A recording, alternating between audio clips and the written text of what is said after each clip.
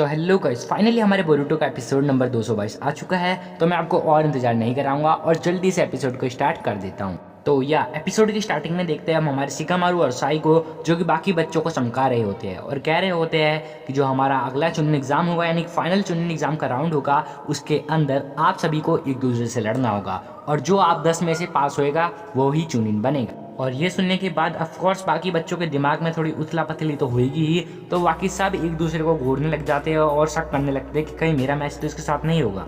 तभी हमारा सस्ता ककाशी यानी कि होकी बोल जाता है कि क्या हमें आज बता दिया जाएगा कि हमारा मुकाबला किसके साथ होगा कल। भाई होकी मान गया, तू बस ककाशी जैसा दिखना नहीं चाह रहा, तू उसका जैसा बनना भी चाह रहा है। तभी हमारी शारदा उचिया बोल जाती है कि क्या तुम अपने अपोनेंट को एनालाइज करने वाले हो। तभी हमारा मित्सुकी एक गंभीर मूड में आते हुए कहता है कि जो फाइनल राउंड है वो ऑलरेडी स्टार्ट हो चुका है। उसके बाद शिकामारू बोलता है कि चुनिन बनना कोई बच्चों का खेल नहीं है, इसके लिए काफी ज्यादा मेहनत लगती है। देन हमारे नारुतो जी बोलते हैं कि कल के लिए तुम्हारे पास पूरा टाइम है, कि कल तुम जो करना चाहते हो कर सकते हो। तुम चाहो तो ट्रेनिंग कर सकते हो, तुम चाहो तो रेस्ट कर सकते हो, ये तुम्हारे ऊपर है।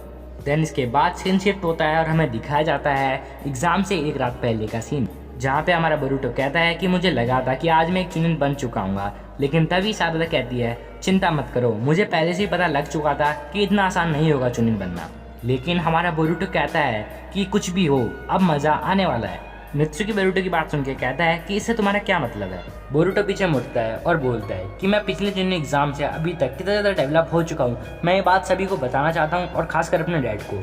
देन बोरुटो उन दोनों से पूछता है कि तुम दोनों क्या करना चाहते हो। शारदा बोलती है कि मेरे पास अभी चुनिन बनने के अलावा काफ़ी ज़्यादा बड़ी गोल्स है। मैं चाहती हूँ कि मैं पहले चुनिन बनूँ और देन मैं होकागे भी बनना चाहती हूँ।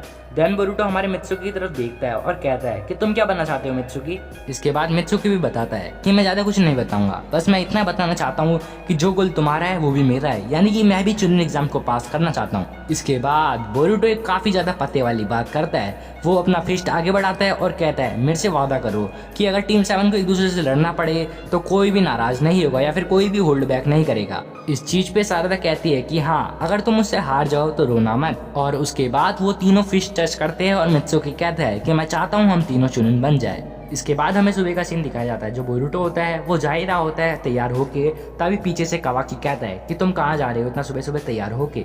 हमारा बोरुटो कहता है कि मैं मित्सुकी के पास जा रहा हूँ ट्रेनिंग करने चुनिन एग्जाम के लिए।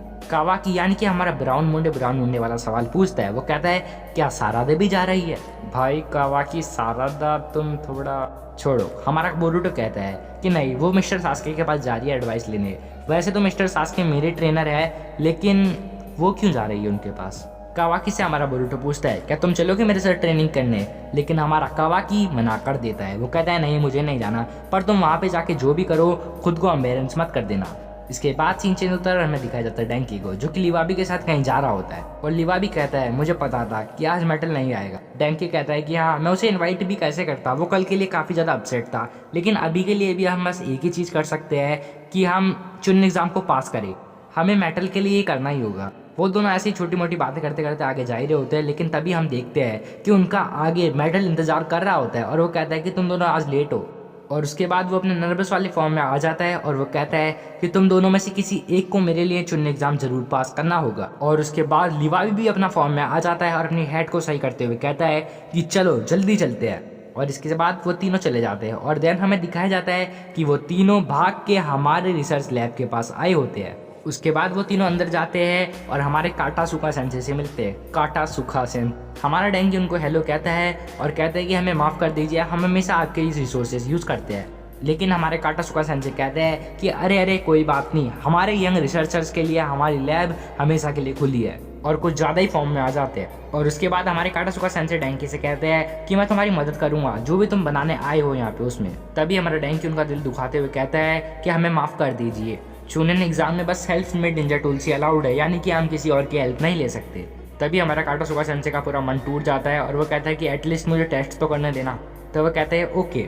उसके बाद लिवाबी हमारे डैंकी से कहता है तुम्हारे लिए काफ़ी ज़्यादा बड़ी अपॉर्चुनिटी है। जो हमारा डैंकी है वो ऑल फायर अप होके कहता है कि हाँ, ऐसी अपॉर्चुनिटी बस मिलियंस में ही मिलती है एक बार। तो मेरे लिए एक फाइनल चांस है एक चुनिन बनने का। इसके बाद वो तीनों डिस्कस करने लग जाते हैं कि हमारा अपोनेंट कौन होगा। वो हॉकी के बारे में सोचते हैं, टीम 7 के बारे में सोचते हैं, टीम 10 के बारे में सोचते हैं।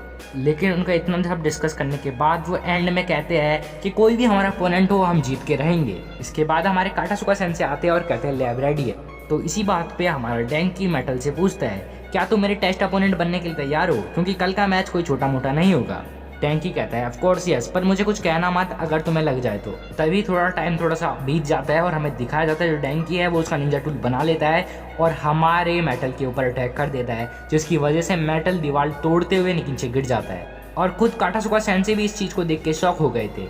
इसके बाद सीन शिफ्ट होता है और हमें दिखाया जाता है बारबेक्यू, जहाँ पे हमारी टीम 10 बैठी होती है और वो आपस में हंसी मजाक कर रहे होते हैं। इनोजन चोचो को कहता है कि चोचो तुम इतना मत खाओ, तुमने बिल काफ़ी ज़्यादा वैसे ही बढ़ा दिया है। लेकिन हमारी चोचो कहती है बिल 50-50 सब में बटेगा, तो तुम्हें क्या डर है इस बात का। लेकिन इनोजिन कहता है कि मैंने तो कुछ खाया ही नहीं है। और वो सब लोग ऐसे ही बात कर रहे होते हैं। लेकिन इनोजिन का हो जाता है माथा खराब और वो शिकाडाई से कहता है कि मेरी बॉडी का ध्यान रखना। शिकाडाई कहता है क्या तुम सच में ये यूज़ करने जा रहे हो। हमारा इनोजिन कहता है कि हाँ, और वो हमारे चोचो के ऊपर माइंड ट्रांसफर जुत्सु कर देता है और चोचो की बॉडी में कहता है कि अब ये इतना नहीं खा पाएगी। लेकिन हम देखते हैं कि चोचो अंदर से अपनी बॉडी को पूरी 100% तरीके से कंट्रोल करने लग जाती है और इनोजिन का माइंड ट्रांसफर जुत्सु फ्लॉप हो जाता है। इसके बाद हमें दिखाया जाता है कि जो चोचो है उसका खाने से मन भर चुका होता है, तो बारी आती है बिल देने की। तो वो सब कहते हैं कि चलो 50-50 बांटते हैं बिल को। लेकिन हमारा शिकाडाई कूल बनते हुए कहता है कि सुनो गैनियंस, मैं एक चुनिन हूँ तो मेरा काम है अपने जूनियर को ट्रीट देना, तो बिल मैं पे करूँगा।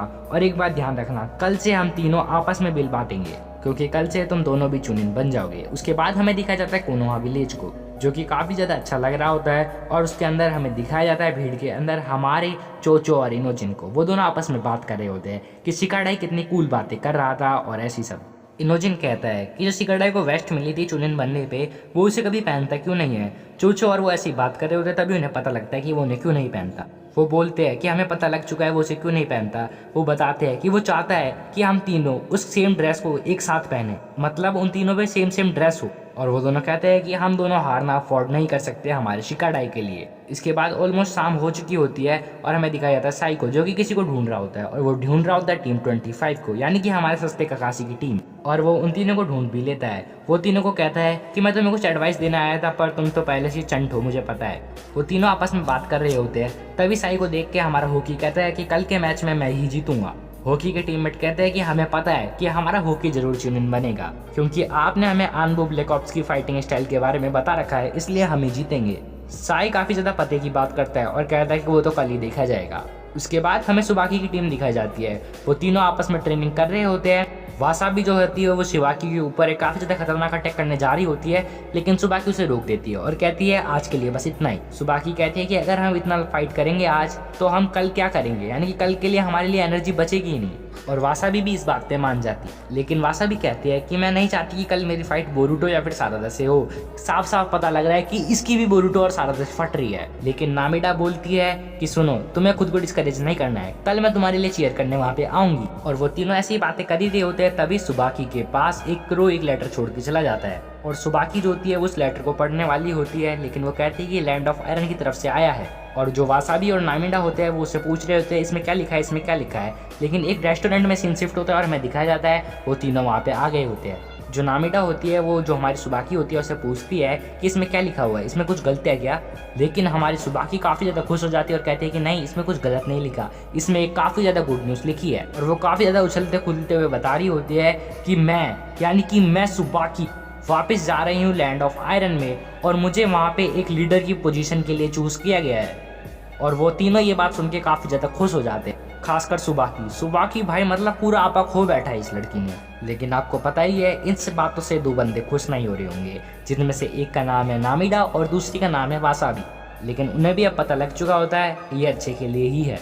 नामिडा और वासाबी हमारी क्या नाम है उसका सुबाकी से बोलती है कि ये अच्छा है, तुम वापस से लैंड ऑफ आयरन को खड़ा कर सकती हो और तुम ही होगी जो वो पहला कदम उठाओगी। वो सब कितनी अच्छी बातें चली रही होती है, लेकिन तभी वहाँ पर हमारा लिवा भी आ जाता है और उन तीनों से कहता है क्या तुम तीनों कल के मैच के लिए डर रही हो।